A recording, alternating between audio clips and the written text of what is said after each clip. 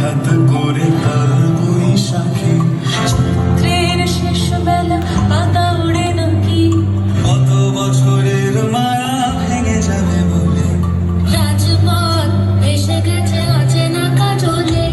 দু চোখে হঠাৎ করে কাল বৈশাখী